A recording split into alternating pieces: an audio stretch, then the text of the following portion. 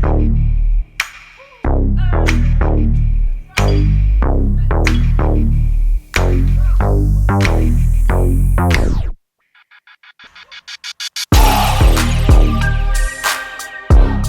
and gentlemen, I'm yours truly, the legend himself, Labzy, aka the best motherfucker you ever met in the history of your life, and I can prove it to you even though I shouldn't. The most loyal, the most honest, and the most respected. I am here at Donkeyman Records HQ, and because this, for my next guest, this deserves the studio. This isn't not online, this deserves to be a studio, especially with the catalog that this man has. But first things first, we will want to do a shout out to Radiant Nutrition. Shout out to M. I already drank mine, but because it's that good. So if you come to Donkeyman Studios, please go next door to Radiance Nutrition, and M will look after you. And also, if you are an artist and looking to collaborate, come to Donkeyman Records and also hit up Donkeyman and have a talk with him. Talk about what you want to do, whether if you want to do a podcast or if you want to do music, whatever. Please contact him, and it's a good space. It's a very big space. And with all that being said, my next guest, I had to write down all of these because, as I said, the catalog, I had to write all of it down. So, I will start with, he is a rapper. Albums include The Best, Assumptions, Don't Take It Personal, The Impeccable Word. He's also a former boxer, an actor, screenwriter. And also with the music, he's collaborated with Lil Eazy E, as well as Glasses Malone, and also Baldaci. Baldaci? Is that how you pronounce it? Baldaci, yeah. And yeah, and also not to mention he's an author as well for the book Games and the Fight, which is #1 on Amazon, which is available in print and ebook. Ladies and gentlemen, Benny Sinclair. Hey, what's up, bro? How you doing? On top of the moon, man. Thank you so much for coming out here, man. Yeah, man. Thanks for having me, man. This is dope. I love the setup. Yeah, shout out to Donkeyman Records, and shout out to this Radiance Nutrition. Juice. Yeah, hell yeah. How does it taste? Keeping me hydrated. Oh, beautiful watermelon. Yeah, hell yeah. Watermelons. It's one of my go-tos. So it's dope. Good choice. Thank you. I actually took a shot out of the dark, to be honest. But yeah, shout out to Em. Thank you so much, Em. And all right, Benny. You, as I said, you have a catalog, man. Like you've done it all. You've done it all, man. You got to take it back for me, man. You got to take it to how it all started, like, because tell me first of all, I want to start with music. How did music motivate you to start that journey? Cool. Well, when you really do a deep dive, I see myself as a kid scrolling through records on my grandparents' floor, and playing with the record player and smelling the records. And my grandparents are German. Well, my mum come to Australia as an immigrant when she was a young girl. And mum had a dope record collection as well. But firstly, my grandparents, it was very, I'd say, eclectic. So they had some sort of German folk music or that sort of stuff. But a lot of, Bonnie M, Engelbert Humperdinck, Dean Martin. These are just going off the top of the dome. Maybe I remember Deo, Belafonte. Yes. And they, and then we went into on Mum's collection. She was more into sort of the 80s or 70s rock because I'm 46. I know I don't look it. But you grew up in the 80s, and Mum had a pretty good eclectic collection as well. She had from Whitney Houston to some Aussie rock and bands like Icehouse or In Excess. And, but I think, I really felt the soul in the Whitney Houston, she had Lionel Richie, she had Stevie Wonder. And I grew up with Mum and the German side, and I speak a bit of German, but I also learned Dad had some black roots when I was a little bit older, because I didn't grow up with Dad. And I was intrigued by that, and seeing these African-American artists get up there, I sort of felt a connection. And also, I guess maybe being half from an immigrant background, although it was German, it's not always seen as one of the kind of hard done by immigrant races, but my grandparents did come out after the war, so they had their struggles, and my grandmother was also part Jewish, so obviously there's struggles there during those times. So yeah, it's just that drive to kind of do something a little bit better with your life, and just the passion for music. Like I remember as a kid just miming and picking up a guitar and trying to strum, and I had a few guitar lessons, but which I was going to ask, like when it comes to instruments, obviously guitar was your go-to. Or any other instruments? Guitar, school, mostly singing, choir and stuff. I got selected for the state choir as a kid, where they pick you out and make you sing a few things, but I didn't last long. It was a bit corny for me, and but I think it was when I started hearing rap. I guess the first hip hop I heard was probably Run DMC, and maybe LL Cool J, or that sort of 80s kind of b-boy stuff. I guess like the epic tracks like The Message and stuff were out there, but the first names you kind of remembered as a little kid was like Run DMC, and then later 80s there was a little bit of a bridge to the West Coast, and I think it was Tone Loc started getting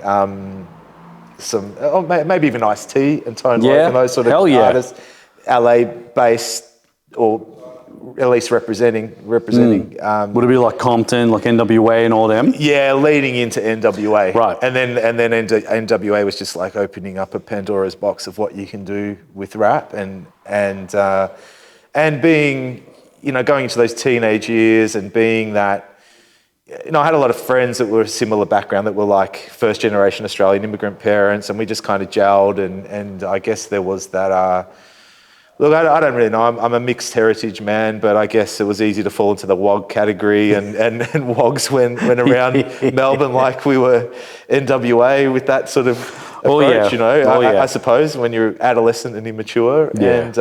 And so I started writing and brought a bit of that attitude to some of my early raps as a youngster. Nice. Do you remember your first rap that you ever written? Yeah, and it was, you hit the nail on the head when you brought up NWA, because it was just to one of the intros of an NWA track. I can't remember the words but I remember I called myself Pussy D, and which was sort of... Why Pussy D? Well, there was Eazy E, and there was that... it's the world's biggest, it don't matter, just don't bite it. And, we thought that was so funny, and, so Pussy D kind of made sense, And, and you're young, and you're trying to, meet girls and get into that kind of sleazy stuff, looking at porno mags at the news agency. Of course, all that sort of shit. Not that, kids earmuffs on if you're hearing that, because, they're coming up to that age too. I've got 5 kids. Actually, it's a party. Yeah, big shout out to one of my boys. It's his 16th birthday today, Raf. Happy birthday. Happy birthday, you're having a great King. time. We did speak this morning, and he's having a nice little family trip with his brother and his side of the family as well. And nice. And dope. And he's half Mauritian, so shout out to the Mauritian community. Hell yeah. All the Mauritians have stood by over the years as well. Yeah, I love that, man. Now, talk to me about going into music and the support side of things, right? Because as you said, your family's basically surrounded by music and history of music. When you wanted to do your own style of music into the hip hop side, tell me, were they against it? Were they with it? Like family? Yeah, family, parents, friends, spouse even? Yeah. So I started writing rhymes. So we had different influences. Then I guess towards the mid-90s or early to mid-90s, I was full on. I loved my R&B and soul as well. Like Blackstreet, Jodeci, and that sort of New Jack Swing. That even Boys to Men. Then Doggy Style come out. But for a few years there, I got right into the kind of Wu-Tang and Mobb Deep and that sort of stuff as well. And then just those varieties of hip hop. So then it was like, I was heading in this direction. And I like with Wu-Tang, I love the martial arts side of it. And I was getting into martial arts and boxing myself. And So that really resonated with me. And so I started writing again, and 16, 17, you'd go to parties and I'd just bust out a cypher, and everyone would crowd around and think it's cool. And so I guess friends at that point thought it was cool, but not too serious. It was like just a fun thing. Yeah, it's a bit of a fun thing, and also just the trends in music now. I love my hip hop, and that's my genre. And I've heard people phrase Melbourne as the Mecca of hip hop. Well, that's fine to have that opinion, and but I know there's been a lot of house music, so a lot of my friends, and particularly the WOG mates, went to the house scene. Oh yeah, absolutely. So some of the parties, I was just busting freestyles and ciphers on sort of house beats and stuff like that, and getting a bit of a buzz. But I don't think, because a lot of those friends went in that direction, there wasn't a great lot of support. But then another group of friends that were more in the kind of the graffiti scene, and they started Obese Records. Like Shaz was a good mate of mine, and his son and his family and stuff like that. So we were pretty tight, and I'd just hang out at the shop, and Brad and those guys, and Brad started, releasing music as well. So it's sort of this dream started becoming concrete and started becoming a reality. And so then, but it's finances too, and when you're not, like, I think the beauty of hip hop is like it's a street music. So you don't necessarily have to come from a rich family. You can be a street hustler and make it on your own, which is, I feel, was my journey. So when the music started coming out and I started releasing songs, I was first with that group Bouncer, and we went for more of that definite West Coast influence was in there, and that NWA where say what the hell you want. But we were speaking from our experiences, because I was also after boxing, I went into the bouncing era. Nice. And we were, mixing with a lot of kind of local gangsters and dealers, and, on the door, we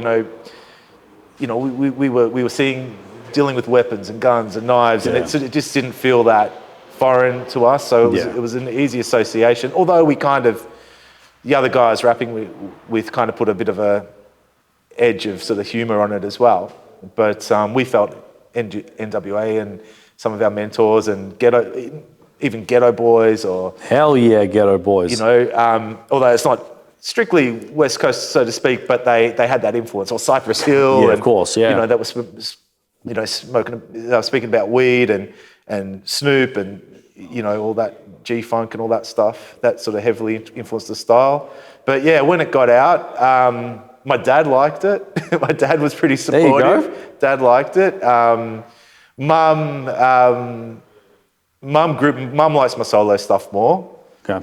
It's not as heavy and But she just wants to listen to her son. Yeah, that's it. Yeah, she likes when I sing and stuff like that, I guess. Nice. And my Uma, my German grandmother, she was supported absolutely everything I did when she would rest her soul. She's no longer with us, but she was very old and stuff like that. But she would listen to music, and sometimes the swearing was going on. And, my! Yes, this is very good. This is good. I like this. That's thick German accent. I love the German accent. I love it. I love it. Yeah.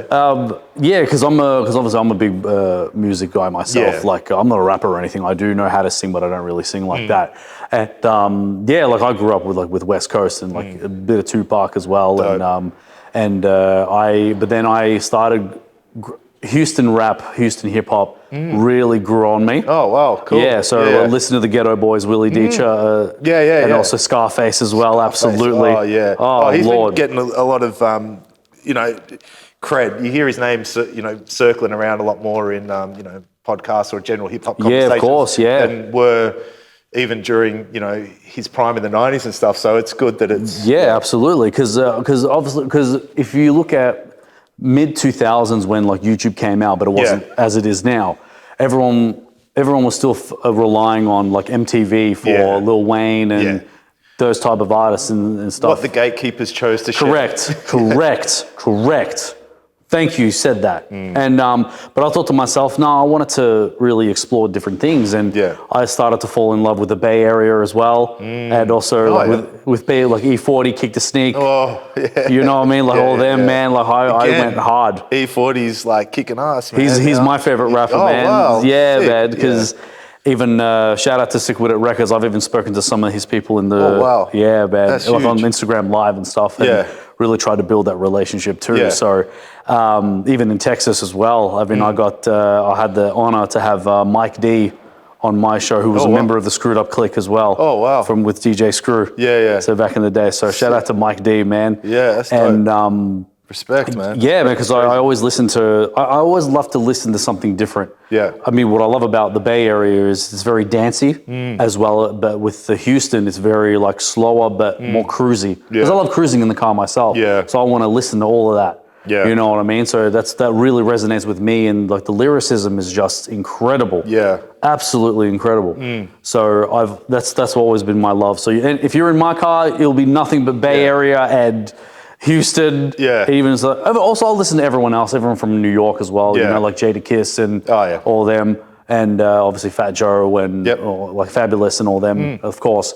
And yeah, man, because I want to ask you, what do you think it is about music that resonates with us in a way that nothing else can? Yeah, it's. I'm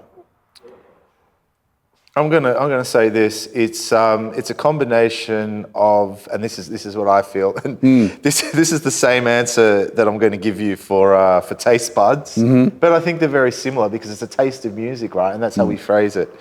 It's a combination of genetics. We've already touched on that in that way, and you know.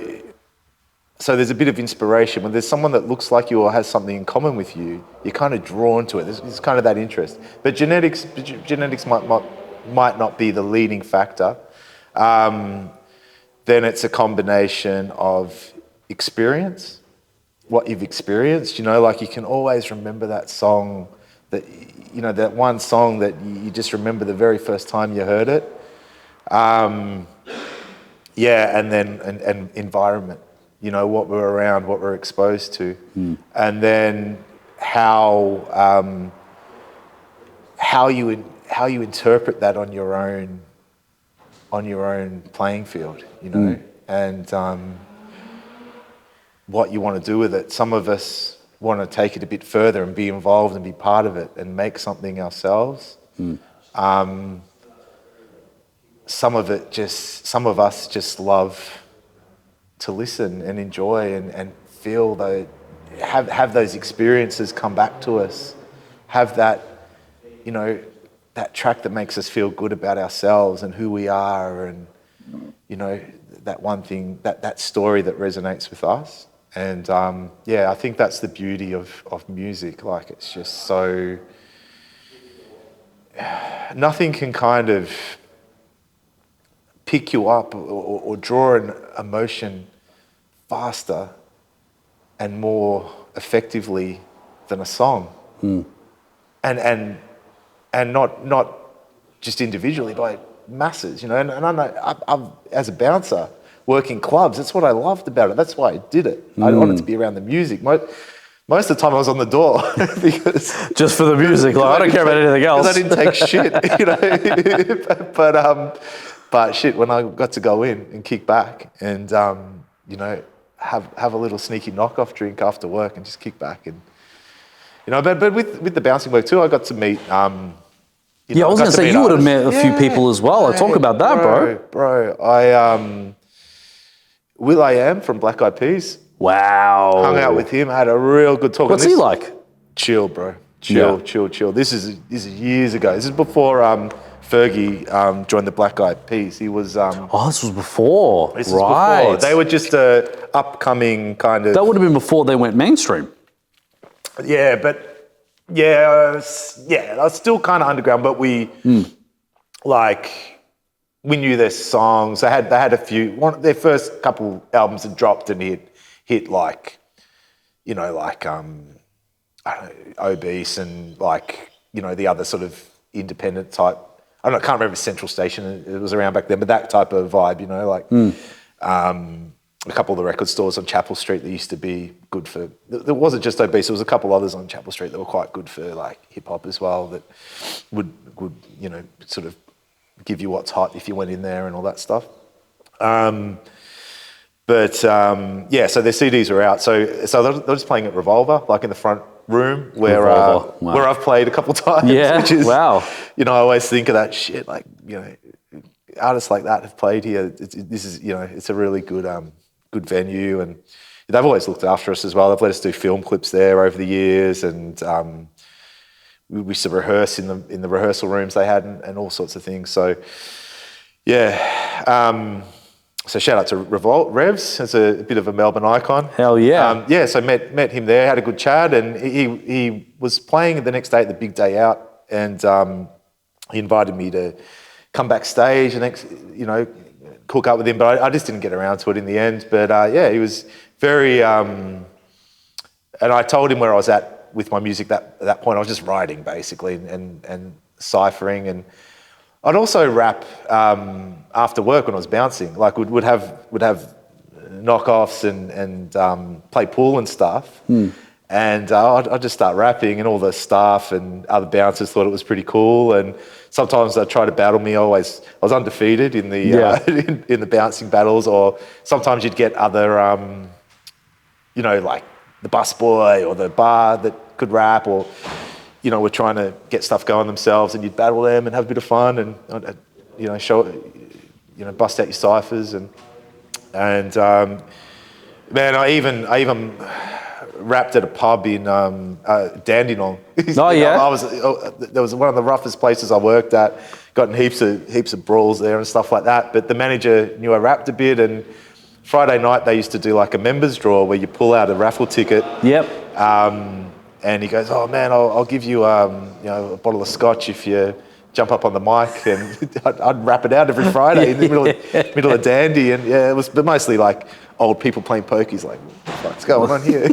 But I got my scotch. I'm good. Yeah. So the bouncing era was it was very much about the music for me, and just to brush on it, I also met Yin Yang Twins. Wow. And hung out with them a little bit. All of them?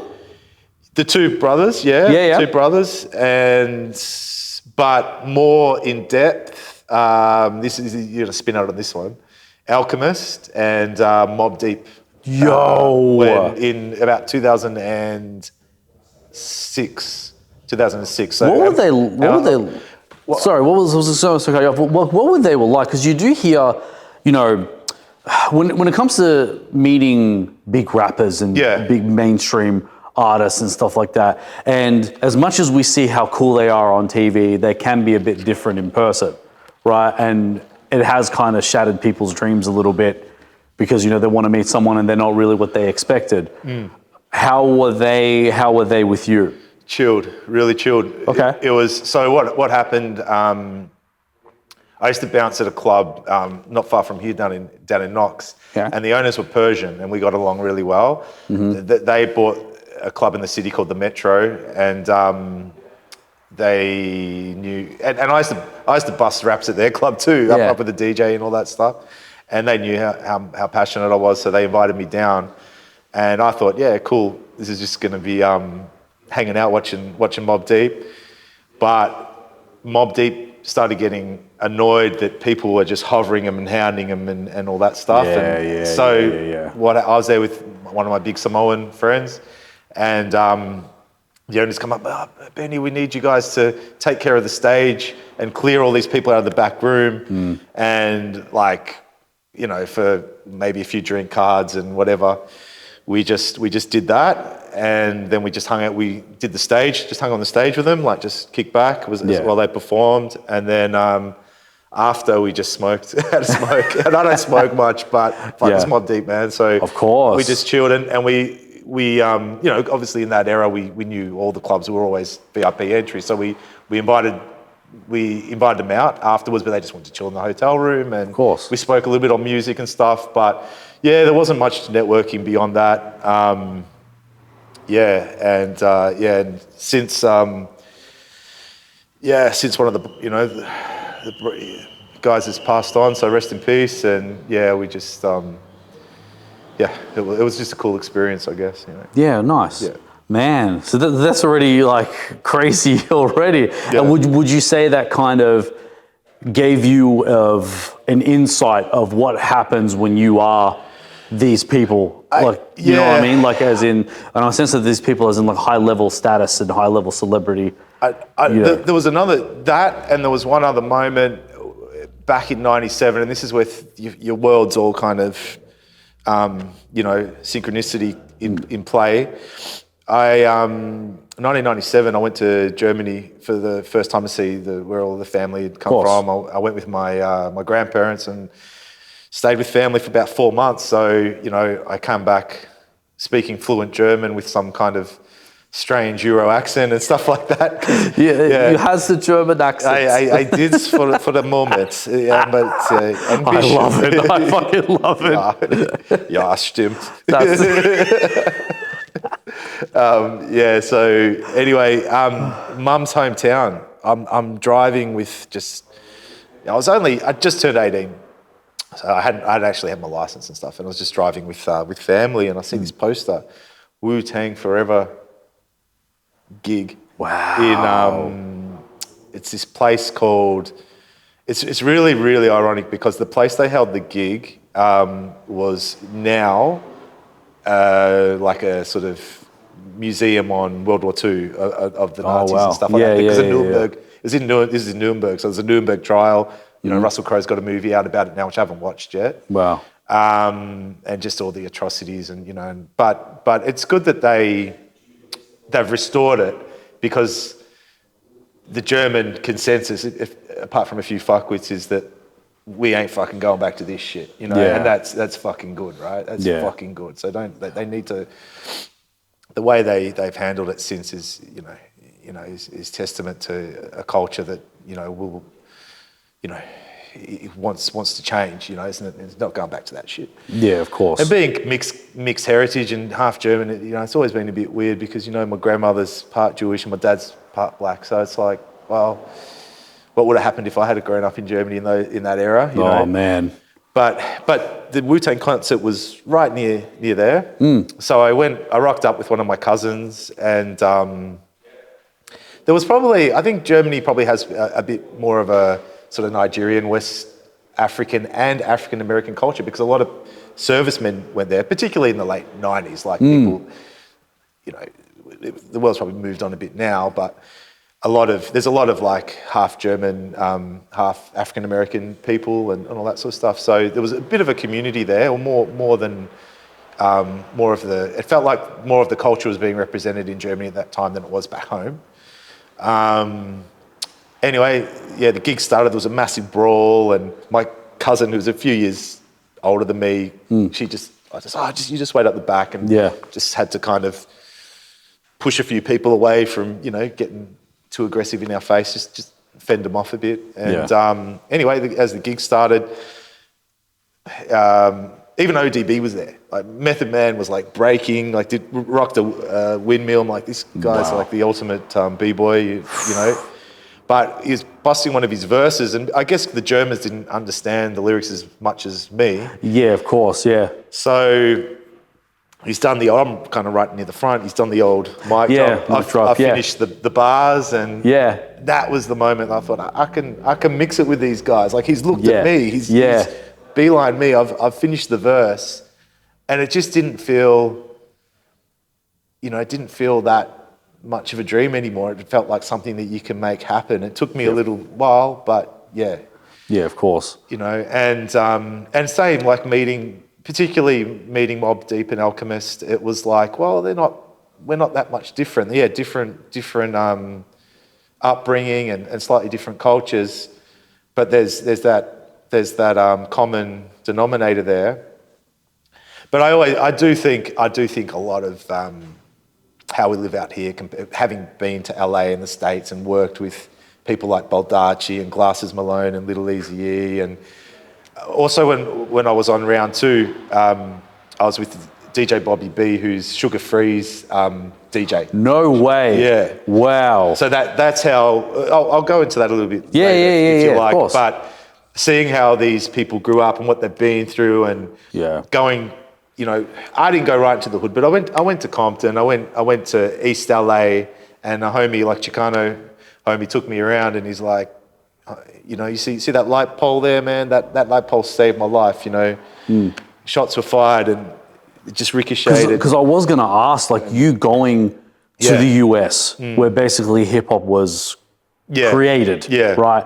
And then now going into Compton, is obviously on the dangerous kind of side. And then what was going through your mind? Like, were you nervous? Were you scared a little bit? Nah, look, man, the real hard, Compton got a name because of NWA and now Kendrick and I guess Lil Eazy E kind of reps that brand and various other rappers. But what I learned was the real hardcore shit, and Glasses Malone's from this area is Watts. Watts is where laws that apply elsewhere may be a little bit different in Watts. Like kind of like, I've been to Brazil as well, like favelas, you know, more that kind of vibe. But there's definitely an element of that in Compton, don't get me wrong. But you can just like, man, when I say we went to Compton, like I'm saying we just did the kind of cliche type thing where we just pulled over to a random servo, grabbed a 40 of Old English and just had a 40 on the street and just enjoyed the moment. I think maybe lit a cigar or a blunt or something like that. And, you know, that was my Compton experience. Didn't hang out there too long. My Chicano mate took me down there and but, you know, Glasses Malone, Easy, Little Eazy. Because I was going to ask. Have grown up in those areas. They've invited me there since and stuff, but I was with a Mexican guy when I went down there, so it was different. Yeah, and then we linked later. Okay, because I was going to ask when it comes to Glasses Malone and Easy, how did you meet them? Was it through a DM? And if not, well, obviously, how did that relationship with those guys become what it is now? So it started with basically my first trip to LA. I went LA and Southern California. I went as a boxer training that rapped. So this you know, I'd started the journey on. So what happened? I brushed on the bouncing era earlier, and I decided to go solo, and I had a plan of a 4-album plan. Yes. Sort of, I you know, in my life between boxing and bouncing, and you know, I had a marriage, I had kids, and I shouted out one of my boys before. I had like a bit of a savage divorce, and you know, problems, and I had to pick my life back up. So boxing and hip hop's always been there for me.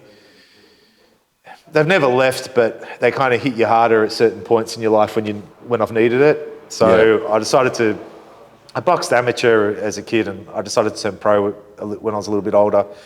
But anyway, I networked with some people in Southern California and went over there, trained, went to a gym, trained my ass off, saw on the post, on the wall, they did gigs, hip hop gigs. You know? And I reckon that, you know, the gym was just like a big kind of warehouse similar to, you know. Right. And I think it was Kid Frost. I saw Kid Frost, which is Chicano. He's known as the legend of Chicano rap. One of the early guys. Yeah, it sounds very familiar. Yeah. He started around about the same time as Ice-T. Okay. All right. So I got to know more about him as the journey progressed. Because we didn't hear a lot of his stuff here back in those days, you know.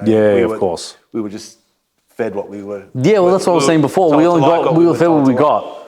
Like we can only get what we had to really dig, man. You had to really dig. You had to go to record shops. You had to know the staff, speak to the staff. Yeah. You know, that's why Obese was good. But yeah, it was Obese, and like I said, a couple other stores that were also good. Central Station, and there were a couple others in that area too that were onto their music and into their hip hop that, you know, could tell you what's up and what you should.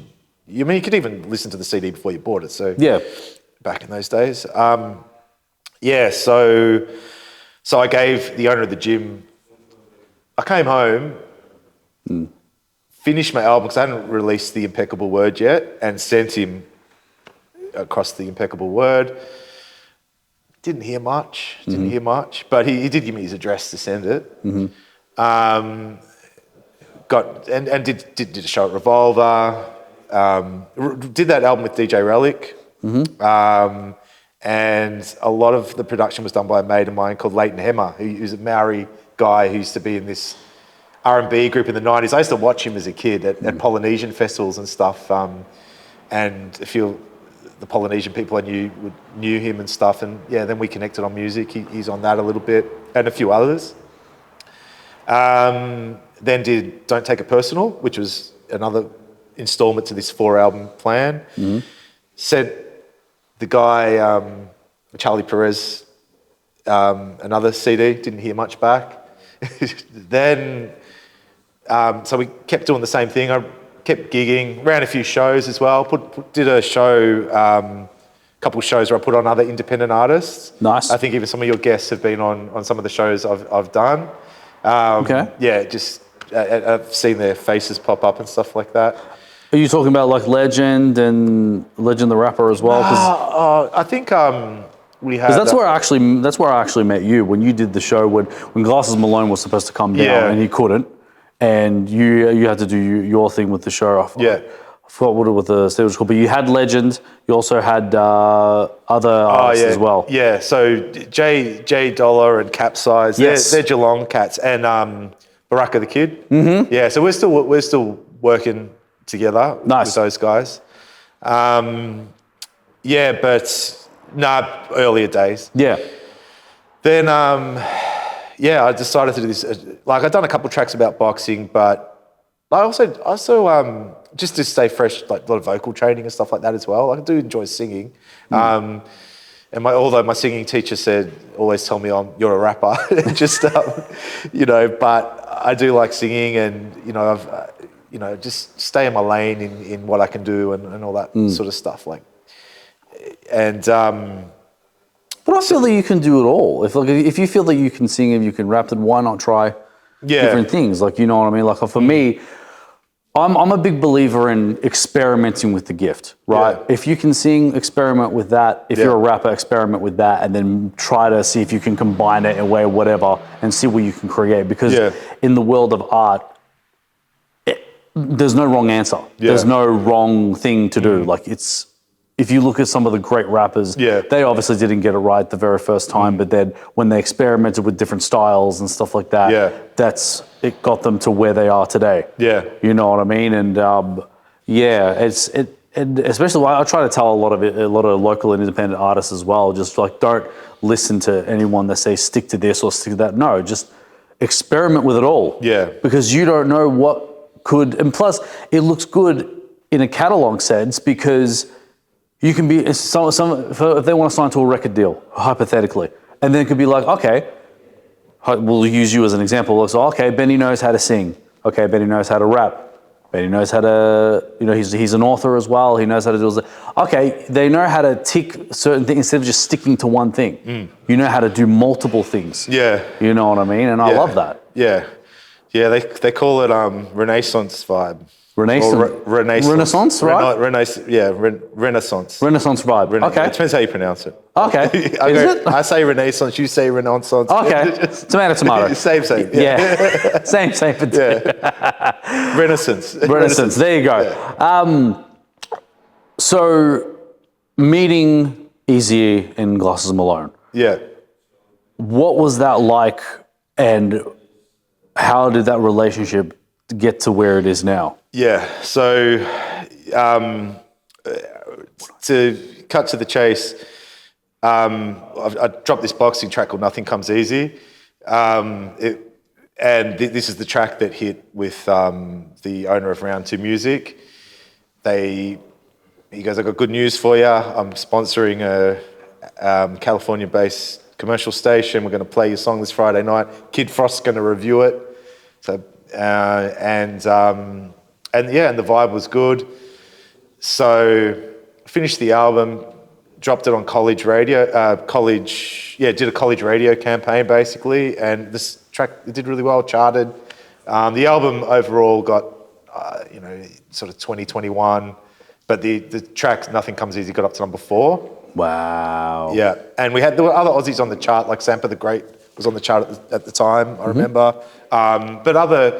See, the thing about college radio, they're very loyal to their radio station, so it's kind of a bit of a different demographic to charting, particularly on billboards and stuff, particularly these days with stream buys, and the major labels have got. It's like freeway lanes, right? Like just all right, out of all you are cramped on one side, and we'll just have the express lane for the majors. Well, Round 2 weren't under a major; they were just an independent label.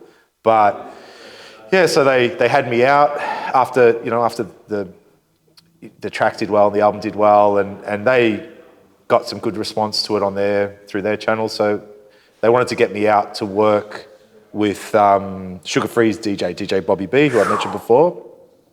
Shout out to Bobby.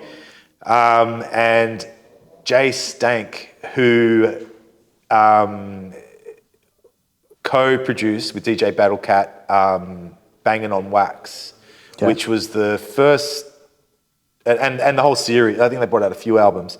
It was the first time that had, well, look, when you look at it, at least that's how they marketed it. Because a lot of the rappers were gang affiliated. We just didn't know about that. We didn't know it wasn't brought to the forefront. But proper Blood and Crip rappers on an album together to sort of, it kind of had an anti-gang violence vibe, but the album didn't come across that way. It was still gangster rap, it was still pretty heavy. But Jay Stank co-produced that. So worked with him and DJ Bobby B, and we started doing my 4th album, The Best. So from this 4-album plan, I wouldn't have dreamt that by the 4th album, it would be a signed record released by a label. Wow. I just thought this was something I was putting out for me and friends and fam and the people. And if it escalates, it escalates. Yeah, let it do it and do its thing. So that album is technically, theirs now, but I've got access to the platforms and all that sort of stuff. So yeah, so getting back to your question, I know it was a bit no, that's all right. Yeah, having recorded and mixed with those circles, like particularly DJ Bobby B, because around about the time that Glasses and I got talking, he just dropped a track with Sugar Free. Oh, okay, so he started. He actually reached out to me initially. He started liking some of my posts and stories, and then of course like, wow, this is Glass. I got to reach out to him. So over DMs, IG, and before I knew it, we were putting a track together. And the homies, man, I just got to say, when people think, anyone can just go pay for a big name feature, I'll tell you straight, it's just not like that, right? Okay. These boys proper looked after me. I don't want to disclose how it went down exactly, but there's time and there's studios in mind. But like, from what we got out of that, it was priceless, and I don't want to discredit or upsell the situation, but I would say they did it for the love of hip hop and the respect for what my journey as well, and the respect I showed for theirs, you know, and at the end of the day. So Glasses was the first track. We popped that out, begged for it, and then people wanted to jump on board for a video. So another group that I've done a few podcasts for, they came through with the video, Click Media. So shout out to them for the work they put in. Then I published my book, self-published the book, got the book out there a bit, and on a similar kind of, because we had COVID. Like the thing was too, what I didn't mention, I signed in 2020, January 2020. The day I flew back, man, from recording the start, so we laid down 4 tracks. And the plan was for me to go back and finish the album, right? It was on the deal. It was something like, I think I had to do 2 10-track albums within a certain time frame. So I was coming back, but then COVID struck. And as I was saying, on the day I flew out was the day Kobe Bryant's chopper smashed. And our studio in Irvine, California, was right near John Wayne Airport where he took off. So we had a late, because it was the last recording session, we had a bit of a smoke and a bit of a light drink on the last day. And then Bobby B drove him back to the hotel. The fog was that thick, bro. Like we couldn't even, it was hard to navigate our way home on the freeway, let alone taking off in the chopper. And then I woke up and heard the news and then I had to fly back, which was Australia Day 2020. Then sadly, and I've said this story before, like literally a week later, Jay Stank was mixing my my album in the studio at Round 2 Music, or Legacy 2 Studios they call it. And Charlie, the owner of Round 2, was with him. They're looking at one of my tracks, and he's just suddenly clenched his chest and like just died, man, in the studio. 100, man, 100. It's like one of the most tragic, sad, shocked, confusing things I've ever heard in my life, man. And I was back in Melbourne. It was like 5 a.m. and I do a bit of boxing coaching as well. Keep that going, just mentoring anyone that wants, needs a bit of drive in their life or fitness and of course, mental discipline and stuff like that. And my phone started going off multiple times. Like, this is weird. So I had to take the call, stop the session. It was really early because I used to get up like 4:30, train. I don't live that lifestyle anymore, but back then I was. And just got the news and I just didn't know how to really take it. And then it was like, well, okay, all the tributes were paid and everything. It's like, well, what happens now? What happens with the album? So we got the files and I finished it here and then we released it that way. Back to the book and Lil Eazy E. When I'd finished the book and Lil Eazy E fell into the circle, I sent it out. Like I sent a book to Glasses. I sent a book to Lil Eazy E, and they were respectful, because when you do things like that on a personal level, it's like these guys are giving you their home address and they have that trust, and it just shows that bond's tight. Which is very rare, because the one I was going to ask as well is, you would have seen egos as well. You know what I mean? Like people that think that, I'm the shit and I'm him and da. And was it kind of surprising to you that how humble they were in a way? When you really kind of appreciate and understand the culture, it's like the best in the business are humble. They're just regular guys, just like me and you, or girls. There's a persona that has to be sold at times, and then some people, they can just be a little bit loopy in personality. So Lil Eazy E, when he come down to Melbourne a couple of years ago, hooked me up a couple of VIP tickets to his show, which was Southeast Ways, Chelsea Heights or something like that. Yeah, we just rocked up, straight massive line, straight through me and a homie, me and a mate, and so yeah, like fucking thanks, that was dope. And then after the show, we linked up at a lowrider festival in Reservoir. Nice. And then we got talking about a track, and then same. That would have went nuts. Oh, the lowrider, that was dope. But the funny thing, one of my mates, Brendan, who works a little bit behind the scenes, he's got this badass SS Ute. Yeah. We're seeing all these lowriders, and we rock up in this black old sort of gangster Ute. Everyone's crowding around us, and I'm like, what the fuck? This is cool, man. Do you get this all the time? He's like, yeah, it's a loud car. But I prefer the lowriders personally. Yeah, me too. I'm an old school. I love my old school cars as well. Like if you go to the Houston, I love the Slab. You know, with the Texas wire wheels poking out like this long, as well as like the donks as well in Florida. Yeah. Like with you get a like a Chevy, and the rims are like 26 inches. They go the highest 32s. Yeah. It's crazy. Like I just love the candy paint. I just love like the old school feel of the car as well. Yeah. And yeah, even with the 6.4 Impala, of course. Oh yeah. Man. Appropriate. Oh yeah. It's just insane. But yeah, man. So tell me, I do want to talk about the book. Yeah. It's Games and the Fight. Fight, yeah. Yeah, which is on Amazon. It was number one on Amazon. Yeah. You can get it on the ebook as well as the print. Yep. Why the book? Yeah, so... What inspired that? The trip, my experience in the States, because... And with the signing came a lot of interviews. I also get quite a bit of support from a community, some of the community in Chicago, and just, you know, other East Coast places, like one guy particularly from Charlotte. But not just that, it was also just recording, you know, for round two, and some of Jay and Bobby B's and some of the Chicano homies that would rock up to the studio going, "Where are you from? Australia?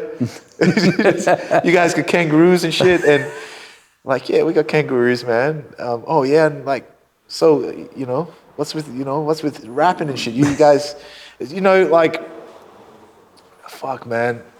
Like, I have this funny story. I don't want to say who said it, but I got asked if Australia has day and night. What? Yeah, that's what I said. Huh? That's exactly how I reacted. Yeah. No, I think we do. Do you have day and night? Yeah. Okay. Yeah. I'm very sure we do. Yeah, my brother was pretty lit, but still, man, day and night, you know, like, yeah. I got question marks going on top of my head right now. I'm still questioning it. I'm still trying to process that question. That's crazy. Yeah. Okay, day and night. No, I think we do. But I had to try to kind of dig into where that question come from. I said, "Do you mean like are we like Greenland or something like that?" He goes, "Oh yeah. I don't know." But I just think it was. I just think it was that was the question. So I felt that my version of Australia needed to be told. Yeah. And at the time, there wasn't a lot of content on that. No, especially back then, no way. Yeah. Because it didn't help with, obviously, as I said, like, it was only like the mid-2000s, that's when things started to slowly pop off about Australia, and people started to dig deeper at what Australia was. Yeah. But continue. But this is still 2020. Oh, okay. This is in the 2020 period. Okay, 2020. Right. This was in the studio. This is in between recording sessions. Right. In Cali, and just like, you know, the homies would come around, hang out in the studio, get to meet you, and you know, we kind of drove around a bit, looked at things, and, you know, stuff like that. I actually had VIP tickets. This is when priorities really hit, and I felt that round two, this was something serious. I connected with. They're a big promo company from California called Bob. Now this is confusing. Bobby D presents. It's not Bobby B I'm working with. Bobby D presents. Yeah. And he puts on huge shows in arenas and stuff like that. I got an invite. I had backstage tickets to 112. Wow. And who was the other guy? Keith Sweat, I think it was. Keith Sweat. Yeah. Wow. Fuck yeah. Wow. Yes. Yeah. But what happened? So, because we were in Irvine, which was a little bit of, you know, it's like going to the suburbs back to LA kind of thing. So I said, Bobby B, Sugar Freeze DJ, do you want to come? And he's like, yeah, man.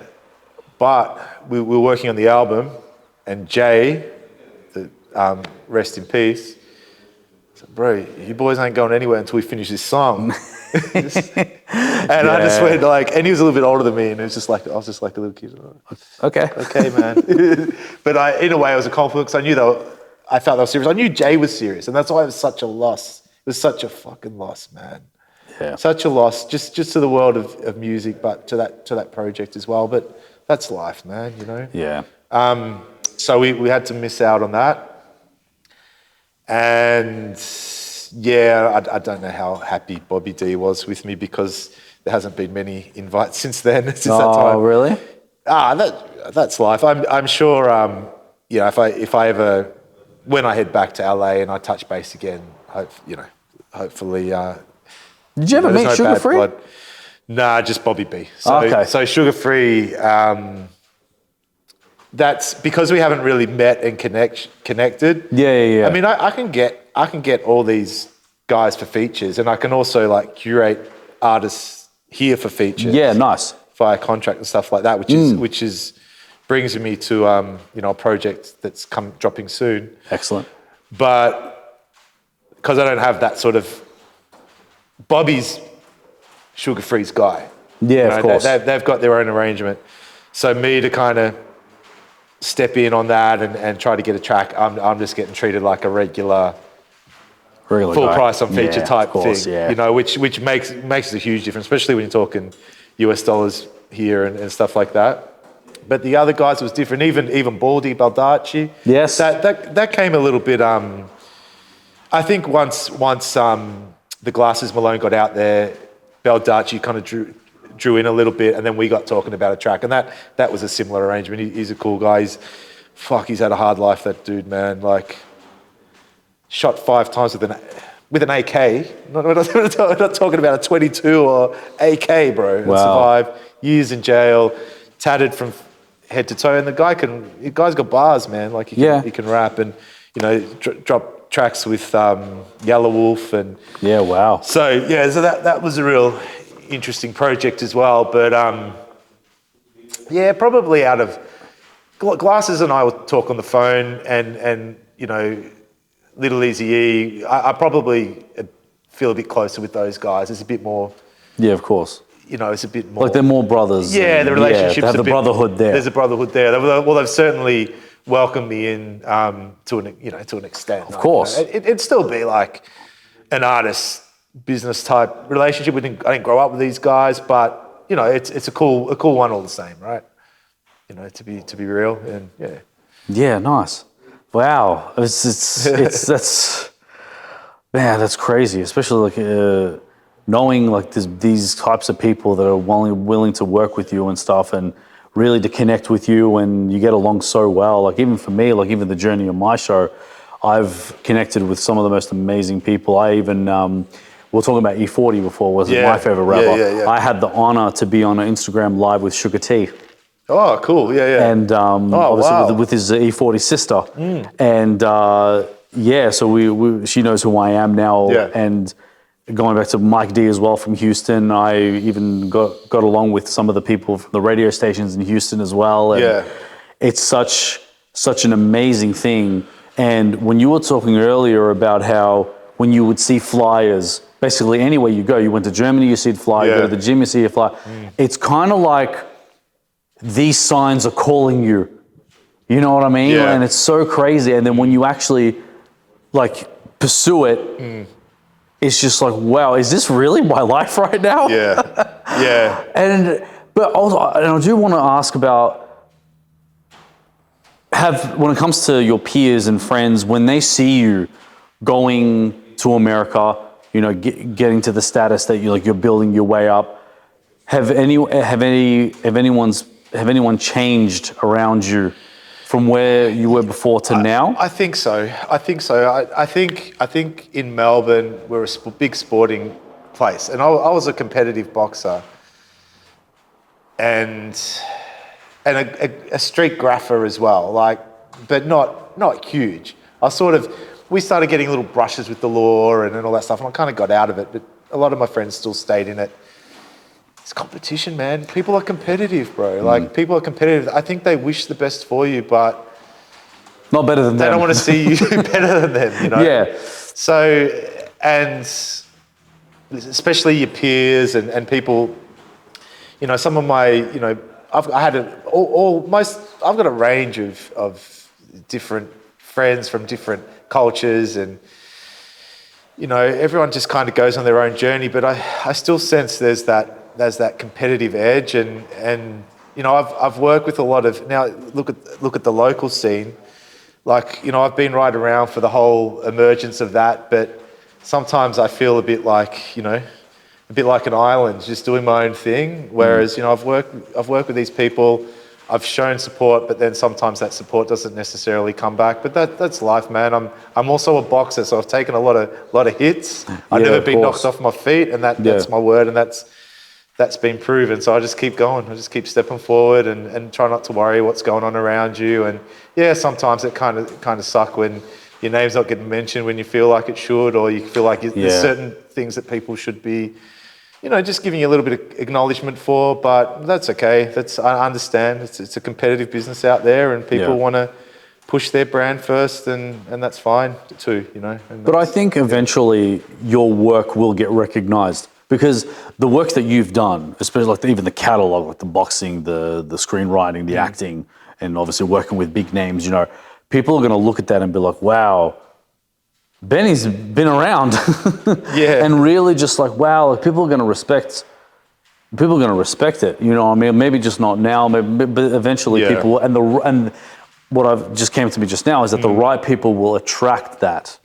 Will attract like, hey, like, wow, Benny Sinclair, he knows all these people, like, and now they'll be interested with your story and how you got there. You know what I mean? Where you go from you know, from the German family and also other backgrounds as well, and then being surrounded by music, and then going doing shows and everything like that overseas, and it's but eventually it'll come around. Look, I mean well, but I just find it really hard to suck up to people sometimes. You know, it's just not in my DNA.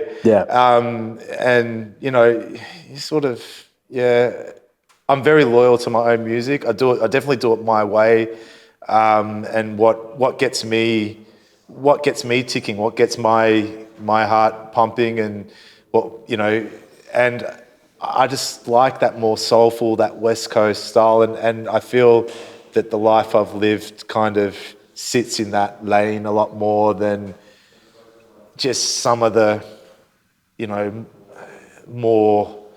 I appreciate all hip hop, and I respect where it's all coming from, but I guess we just all do it for different reasons. Of course. And whether that hits with a certain community or not, well, I think it's out there, and time will tell, and hopefully, you know, maybe the young cats coming through will appreciate some of the legacy that I've worked very, very hard to build, and just basically vibe and enjoy, you know, what I've put out there. So yeah, I love that. Now talk to me about boxing, because I can tell that you love your boxing. Yeah. Now what was it about boxing that made you want to be like, nah, I want to go pro? Yeah, the boxing journey it started, like I just loved all that stuff. And I think it's all, for me, it's almost synonymous to hip hop, and heavyweight champion of the world in the 80s was Mike Tyson, and seeing a little bit of that, you know, feeling a little bit of that in your blood and wanting to be part of that. But also it was something that I was naturally kind of good at. Like, first time I put on the gloves, just at a kid's birthday party, I was like knocking all the kids to the ground, and I didn't have that fear. I found it like, I'm not scared of confrontation, but I don't like when, you know, sometimes when friends screw you over, or don't pay you their respect, or forget about you, or that fucking hurts more than all the punches do, you know. Of course. And or you know, relationships and stuff like that. But when it comes to the physical confrontation, that shit doesn't. I kind of used to find it really exciting. I don't now. I mean, it just gets you in more trouble than it's worth. But I was kind of drawn to the fight, and you know, more. If I ever back down, it was more emotional. Like, you're just like, you really?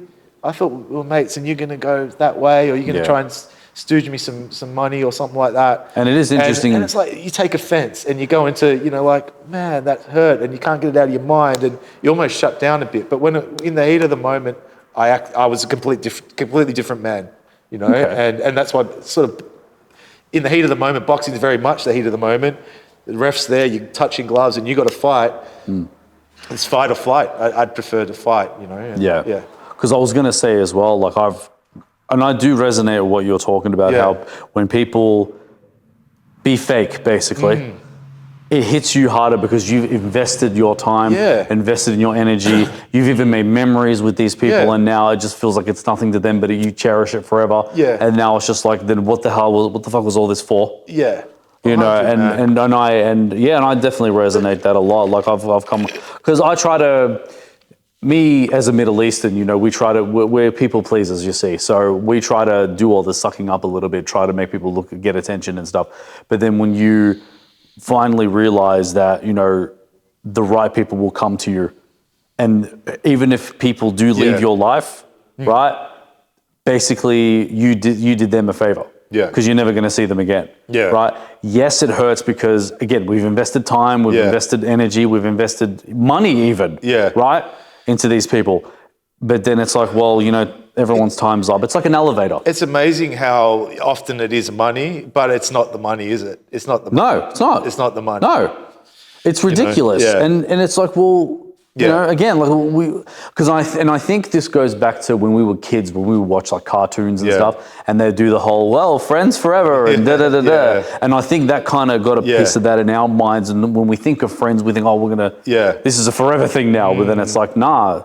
But, you know, I think it's just whoever stays, stays, whoever goes, goes. And we have to be okay with that, whether we like it or not. I think the true loyalty is within. Be loyal to yourself, be loyal to your morals, your goals, and as you're saying, the right people come in. Some will go, but you know, you kind of welcome in that better energy. You just got to be yourself, which is the main thing. Because even if you, because obviously I've got American friends myself, right? And I thought to myself, well, I don't want to act like I'm an American because obviously I'm not.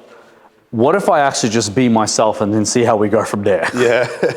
And then, I mean, I've got friends from New Jersey, I've got friends in Texas, I've got friends in Cali as well, even in the Hollywood area as well. And then all because of just being myself. And then they get more attracted to that for just being yourself. So you don't need to be fake. You don't need to try to put on a mask, which a lot of people do because they want to feel accepted, which is fair, but you have to accept yourself first before that happens. Exactly. So, I like that, man. That's deep. Yeah, it is, man. I think that's it. I think that's it from me. Was there any questions for me or anything you wanted to talk about? I'll just brush on it quickly, mentioning the screenwriting. Yes, thing. screenwriting. Go. Yeah, so we've brushed on my experiences and I published a book. Yes. But I've created a boxing screenplay, a boxing movie, boxing crime drama on an urban landscape, which is much of what we've talked about today, but it's fiction, but it has a lot of elements, experiences and a lot of the canvas of my life is brought into the project, and that's being represented by Reeve Agency. So the project's out in the world and we're just shopping around for deals right now. So, nice. I can't wait, man. Happens. Hell yeah, I definitely want to watch that. Hell yeah. So what makes good screenwriting in your opinion? Well, I watch a lot of movies. I think my favorite television is, at the end of the day, movies and music videos. That's TV for me. That's what I love. But you know, like life, a little bit of spice here and there, a little bit of a comedy or a good podcast. Of course. Let's not stray away from that. But it's really movies for me.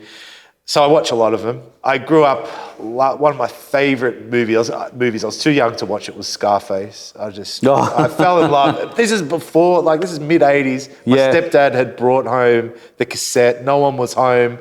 Wow. I was probably too young to be home by myself, but that's how it was in the 80s. I was like 7 or 8, popped it in the VCR and just, whoa, that was the... So what is happening? What is this? I fucking loved it, and I shouldn't have loved it. I just fucking did. It was cool, man. Then, and then obviously, you know, Ghetto Boys and various other artists started taking on, the Scarface. It started coming into hip hop as well, which made it even cooler. But Yeah, and then, early 90s, Boys in the Hood, Menace to Society. I loved the Rocky movies. And, Yeah, hell yeah. So I feel, and I loved hip-hop based movies like Beat Street and, was it Crush Groove and those really early 80s type movies. So I feel my style is a combination of all of that. And we I'm drawn to program movies that, they're more hard drama, more drama, but with, if it's got a hip hop or a boxing element in it, I get, I start rushing. This is what I want to watch. Yeah. So, and I want to see more of that. So Because it's real. It's real, man. That's what it is. But I feel like it kind of resonates to the journey that we're on as well, like especially for our love of hip hop as well. Yeah. And these movies have specific elements, not just obviously with race, but also with other things as well. It all comes down to struggle at the end of the day. And those elements kind of shape us, and we kind of picture ourselves in that situation as well. Yeah. So I definitely agree with that. You almost feel like with those sort of drama movies, you also feel like you're going on a journey and you're learning something from it. Not just I like if I'm on a platform and I'm watching a superhero movie, I tend to scrub to the special effect bits and go, oh yeah, that was cool. I did like that, but let's go. This ain't real. I ain't going to put on a cape and start fucking flying anytime soon, right? But you could hit the studio and bust your track to a crowd, and and have a bit of everyday drama in the background, which keeps it real. So I guess that's what's drawn me to that project, and to put out something of that genre as well. Okay. And we did talk about actually turning my book into a movie itself, but the fiction versions are a lot more spicy and a lot more juicy. And, because you want to mix it up a bit. You want to mix certain things into it. Exactly. Other little elements in there too. I think it's better. Nah, man. Well, good luck to that one, man. Thanks, brother. And was there anything else? No, I'm good. I'm good if you're good, man. Yeah, man. Did you have fun? Yeah, man. It was dope. It was great conversation. I felt we covered a lot, and I loved your insight and some of the what you said from here hit here as well. So that was dope. I appreciate you, man. Cool, brother. And I want to say thank you so much for the people that have joined in today. Please go follow Benny Sinclair and his journey and his music and just everything he does. Just do it. Make sure you follow me at Real Talk with Labzy. Also Labzy with 2 Y's on Instagram. Benny, where can they find you, sir? At Benny Sinclair on Instagram or YouTube. At Benny Sinclair Hip Hop on TikTok. And all right. Catch you there. All right. Thank you very much, guys. Peace. Peace.